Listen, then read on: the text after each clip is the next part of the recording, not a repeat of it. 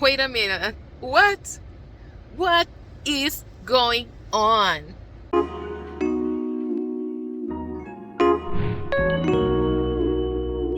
Hello everybody, welcome back to my channel. I'm your girl Tali. This is Lemonlady, the channel where we talk about my breast cancer journey, my vlogs, recipes, and a couple of other things. So I hope you enjoyed this video. But before I start that, let me just address that the weather has changed drastically. And as the good Brazilian that I am, I'm freaking out. The snow is beautiful, but I don't like the cold.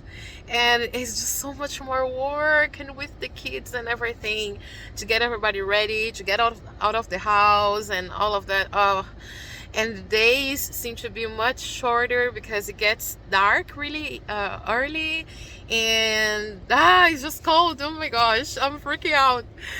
It is snowing outside. I have my heater here in the car, turn it on, so that's why it looks like it's rainy, but it's not. It's just the snow and the ice defrosting. But this is the view. It snowed so much. Wow. Anyways, I just dropped off the kids at school and now I'm on my way to the Great Gnomes Hospital. That is actually quite far from me. It's usually a 35-minute drive on the highway, but today because of the snow and everything it looks more like a 45-minute drive, 50, because there is some traffic jam. And I'm going there to get my second iron infusion, so I'm gonna get driving before anything else happens and I get late. But once I get there, I'll be talking to you guys. See you soon.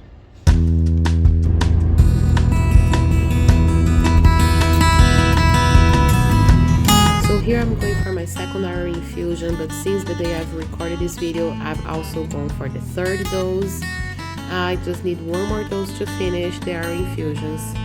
Then I went to see my surgeon because surgery day is coming up, and that's where I am at here right now, about to see him to discuss my upcoming surgery. I've also had friends getting engaged and this couple of friends getting married.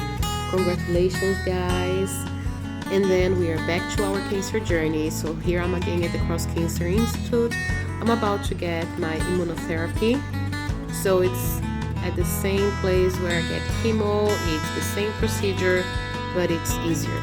So now to saw a little bit of what happened in these past days. Now that you are a little bit more updated about my routine and appointments, I would like to briefly talk to you about my expectations for chemotherapy versus the reality, what I really got happening with my body, because I feel like when you get the diagnosis, it's so scary. People usually freak out and they don't really know what to expect. How is chemotherapy going to be for me? How is my body going to react and all of that? And when I got my diagnosis, I searched around for people who were on the same level as me, who had already walked that path. So I could look at them and be like, yeah, I'll be fine. If they're fine, I'll be fine as well. Anyways, I just wanted someone who I could relate to, who I could talk about things and just basically get some information to prepare my body and my mind for what was coming up. So that's the reason why I decided to just talk a little bit about that, even though I've already made different separate videos for each one of my chemotherapies. But I decided to just have this final thought here in this video, okay? I'm not saying I'm never going to talk about chemotherapy anymore, but I feel like this is a big elephant in the room that should be addressed. And therefore, anyways, let's go. So I would like to start by saying that I was really scared because of everything that I knew about chemotherapy and everything I heard from my doctors in the first place. I never had someone really close to me who went through chemotherapy or radiation or anything like that, so I wasn't really sure about what to expect. But I knew from movies, from Hollywood style, like the movie Stepmom with Julia Roberts, I had an idea that the person would feel really sick, would vomit a lot, and would have some difficulties to have a routine going like it used to be before the diagnosis. And from my doctors, basically what they told me is that, hey, I don't think you're going to be able to work. We are aware that you work as a living nanny right now, and that might be really challenging for you, but you need to know that you're probably not going to be able to work. And that caused me a lot of stress because if I can't work, then I don't make money. If I don't make money, how do I pay my bills? And how do I live? And then where do I live? Because I'm a living nanny. And, anyways, so many questions, especially considering that I'm living abroad. I'm Brazilian, but I've been living in Canada. Um, for about what 4 years now, but I'm not a permanent resident here yet. So yeah, I just had all these questions in my head, and I was basically afraid I wasn't going to be able to function. That was my expectation, that I would eventually feel so sick and I wouldn't have really anyone there for me. I would eventually lose my job, and I don't know, I would die. Basically, that's kind of what I thought at first, but the reality was different. Yes, it was hard. You guys saw me talking about this in the previous videos. I had side effects. However, they were manageable. The medications they give you for the side effects, they really help you to cope with the process. And also, I believe that I had my mind really clear on where I wanted to get to. Um, I knew I had to fight, and I went for it. I didn't give up, like, oh, poor me, I'm just gonna die, so I might as well just accept it. And no, that was not what I really had in mind. I wanted to try, right? And I started thinking that everybody has a different body and might have different reactions, and that maybe I could do better than what I was thinking. And that helped me big time during the journey. I realized in no time that your mental health, your emotional health is as important as your physical one. And that's the reason why I was doing therapy. I'm still doing therapy. And that's the reason why I created the channel. Sorry, guys, I'm a little bit sick. Anyways, that's the reason why I changed the channel and I decided to talk about it here because this helps me and this helps others as well. I thought I was going to be vomiting nonstop. I thought I would either gain a lot of weight or lose a lot of weight, but that didn't really happen. I had a lot of nausea during chemotherapy. Some days were easier than others, but in general, I had a lot of nausea. I had vomiting, but it wasn't really to the point that, oh my gosh, I can't eat or anything like that. I would feel bad sometimes for a full day or the first days right after chemo, but then and I would lose weight, but then the week after I would recover it gradually. I would go back to my normal, and because of that, during the whole treatment, I actually kept my weight the same. It would oscillate a little bit. I would have chemo. It would go down the first week because I didn't eat well, and then the next week or two, it would slowly go back to my average, and then would maintain that. Um, I thought that I would feel so sick that I would end up going to hospital all the time. I was never admitted at the hospital. I never had to go for an emergency checkup or anything like that. However, there was a night on cycle number 2 that I was so sick, so sick. Um, I was really contemplating to call the ambulance and go check what was going on. The feeling was not good at all. Felt like I was dying or something like that because the unwell feeling was so intense. But that was the only time it happened. Thank God for that. So I got scared. I thought, oh my gosh, if this is how I'm gonna feel from now on, forget about it. I'm not gonna be able to make it. But there was just one single event when I think my body was still trying to adjust to the medication and all of that. So yeah, the rest of the cycles, they have their difficulties, but not that bad. So I was gladly surprised when I realized that some days I would feel really sick, but not to the point that I had to stop working. Some days I didn't have as much energy, and therefore I needed to nap during the day, take it easy a little bit with the kids while working. But I didn't call one single sick day during my chemotherapy treatment, and I was able to go to all appointments and do everything that I needed to do and ring that bell at the end. So that was really amazing. Another thing I would like to point out that was really different, what I expected versus what happened, was that I knew I was going to have to be at the Cancer Institute and to doctor's appointments, definitely way more often than before. But there was nothing that really could tell me how much I would have to do that. There are so many appointments you have to go to, so many. It was overwhelming in the beginning of the treatment. Now I'm more used to it. It's been 7 months now since I got diagnosed, so I'm used to it now.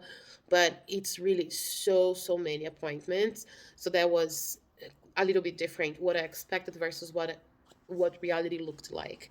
So if you are in a similar journey, you might, find yourself getting tired basically of going to so many appointments and having to basically balance that with your life. Maybe you are a student, maybe you are a worker, maybe you are a single mom, or you are married and have kids and your life is just so busy. So it doesn't matter what it is. At this time, you need to focus on your health and you need to go for all the appointments to make things work. You need to give your best. That can be quite a lot. When I got diagnosed, I Googled every single side effect I could. I wanted to know what to expect. If you've ever found anything weird in your body, you have probably done this before. You went on Google to research for side effects and possible treatments and blah, blah, blah. That's what I did. So I had an idea about all the side effects that could have happened to me. And luckily for me, I did not get all. And luckily for you, if you're going through this, you're probably not going to get all of them as well.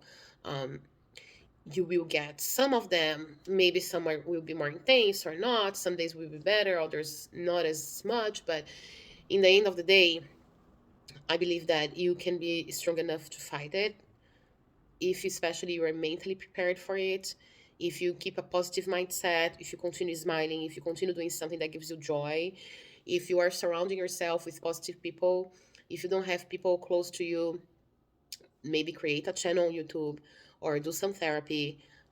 Try to make new friends at the Cancer Institute.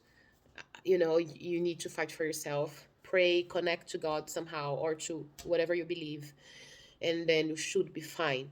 Other than tiredness, as of now, having finished all the treatments, the only thing that really bothers me is that my system is not 100%, even though I've taken the injections to boost my immune system.